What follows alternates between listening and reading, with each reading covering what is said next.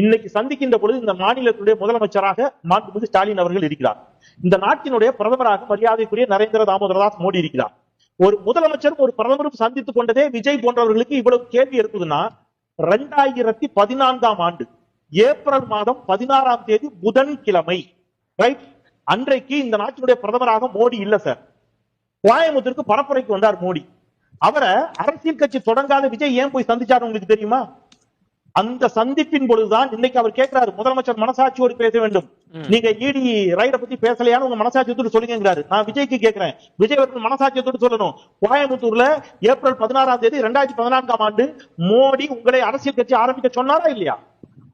அதன் மூலம் ஏற்படும் இழப்புகளை, பொருளாதார இழப்புகளை பாஜக சந்திக்கும், உங்களுக்கு நாங்க செய்யறோம்னு சொன்னாரா இல்லையா? 3000 கோடி ரூபாய் அளவுக்கு கைமாறியதாக ஒரு தகவல் இருக்கிறது. விஜய் மனசாட்சியத்தோடு சொல்லணும்.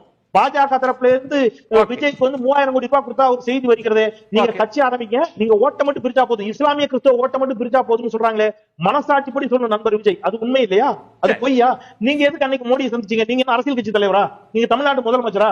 அல்ல அவங்க ஒரு கவுன்சிலராக